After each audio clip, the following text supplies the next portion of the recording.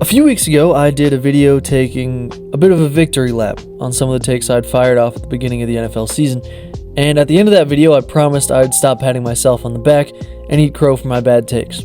That day has come, and I've had some big misses. I will say, I do think I was eventually right on Daniel Jones. Now he's out for the season with a torn Achilles, but I think his performance was dipping before that and the fibula issue that he had, which is all unfortunate, but that's not what this video is about. I'm not alone in a lot of these mistakes. The NFL season saw a lot of similar division and conference winner predictions across the board at the beginning of the year, and has since been a season of unpredictability. Let's start with the bigger misses. The Eagles ain't winning the bowl. It pains me to say it. They still should win the division and make the playoffs, but like I said last time, put nothing past these guys. I've watched every Jalen Hurts start of his career, and I can say with a lot of confidence that game on Monday night was the worst of his career. He is 10 times the quarterback he was in 2021, but he never looked that bad. The inevitable overcorrection of the offense has come. Hurts went from hyper-conservative to hyper-aggressive once the team's results started going in a different direction, and it cost him. Oddly enough, he also made some of the best throws of his career in this game, and the Eagles actually moved the ball well. A.J. Brown had some huge drops and huge catches. It was a perfect encapsulation of the Eagles' season, as every time they strung together a few good plays, disaster struck. The defense, despite being ranked in the middle of the pack this year, seems to be every bit as good as last year, but has endured a few more injuries in 2025. The offense has let them down in this 3-game losing streak. So, who do you blame? The habits teams develop are reflections on their coaching. Some habits are small, some habits are attitude-based, some are schematic. The Eagles have a habit of following up a Super Bowl run with an utter collapse.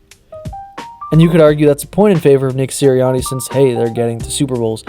But the common thread here is that Sirianni has the most power possible after these Super Bowl trips and continues to apply them so poorly, specifically in his offensive coordinator selections. The Eagles' offense is so predictable, just as it was in the meltdown in 2023 before Howie Roseman took all offensive involvement away from Sirianni and gave it to Kellen Moore, who they hired. Blame Hurts all you want. He's an easy target this week. We've seen him lead this offense to top-end ranks. We've never seen Nick Sirianni or one of his hand-picked disciples, save for Shane Steichen, maximize this group. I'll continue to ride with my quarterback. I don't want Sirianni fired, obviously, but I can't imagine what a remotely creative offensive mind would do with the talent on this offense. And while the Eagles have, to me, no shot to compete for another title this season, let's move on to a team whose season is truly over. The Chiefs dynasty, as we know it, is dead. Look, I think there's a good chance the Chiefs come back strong next year, but it's going to take some work. It was a sad display by the Chiefs on Sunday night versus the Texans, and while Patrick Mahomes struggled, and that's maybe the biggest story coming out of it, it became pretty clear to me that he is at a playmaker deficit. Travis Kelce obviously isn't who he used to be, and hasn't been for some time. Watching him try to wriggle free of Lassiter was a struggle. But that's part of getting older. It isn't his fault. What is his fault, to a degree, is that the Chiefs have tried to get Rashee Rice to be Kelce's replacement of sorts. I appreciate the sentiment and understand why the Chiefs are trying to do that, but what made Kelce unique was his combination of size, wiggle, and intelligence. Referencing Rice's drops seems like the easy thing to do, but Trav struggled with drops in his career pretty much the whole way, actually. It's those 3 traits I mentioned where Rice falls short and Travis kind of separates himself, and it's why Rice isn't going to be your next Travis Kelce. Then there's Xavier Worthy, and the Chiefs clearly want Xavier Worthy to be more. At this point, he seems like a one-dimensional speed guy, despite showing flashes at times. Then you look around the rest of the offense, and it's a bunch of guys that Mahomes has elevated. Noah Gray, Juju Smith-Schuster. The offensive line is decimated by injuries, but even when healthy, is addicted to lazy penalties that must drive Chiefs fans up a wall. And you know what? Matt Nagy has become a little predictable as well. This offense needs a revamp this offseason. A pass catcher who can do more than 2 things well. Hopefully a dynamic running back. Maybe Brashard Smith improves, but this Kareem Hunt thing can't go on, even though he's great in short yardage. If Travis Kelce doesn't retire, he needs a smaller role. The Chiefs are way too reliant on him. The defense could use some better athletes at the second level. In the end, the Chiefs' presence in the playoffs will be missed. The Ravens should be dead.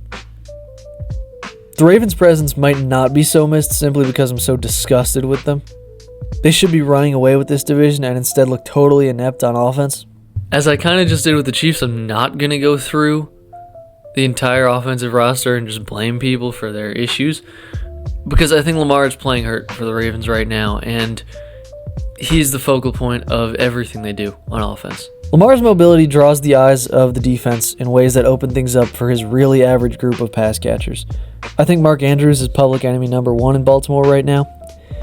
But with Lamar slightly hobbled, the entire operation here is falling apart. Rewatching that 2-minute drill, if you can even call it that, they ran at the end of the Steelers game was like pulling teeth, a painful experience. The defense had improved so much, and all of a sudden Aaron Rodgers is slinging it, and even scrambling like it's 2014. So I'll put my confidence in them on hold for a while. All this said, they still have a real chance to win the division, and that's more of a bummer than anything else for this Ravens team with so much talent. Because how can you possibly trust the Steelers? So, the Broncos. The rest of this video has been about 3 big things I was wrong about this year, but I should take my medicine on the Denver Broncos as well. Look, I think the Patriots are better. I like Buffalo way more head-to-head. I like Houston more head-to-head, considering Denver had to knock out Stroud just to get by them. But 10 wins in a row is legit. They're definitely good. And I took a lot of shots that, to be clear, I still stand by. But I never had anything bad to say about the defense. I don't particularly like Sean Payton as a guy, but he's a great coach. I'll say Bo Nix has been better than I'd like to admit. And this hurts more than anything else I've said in this video now. Well, that was a painful experience, but now it's behind us. It's important to hold yourself accountable in the sports take game, and now that it's behind me, I think I'm just going to submit myself to the insanity that is this NFL season. I'm not going to try to predict anything.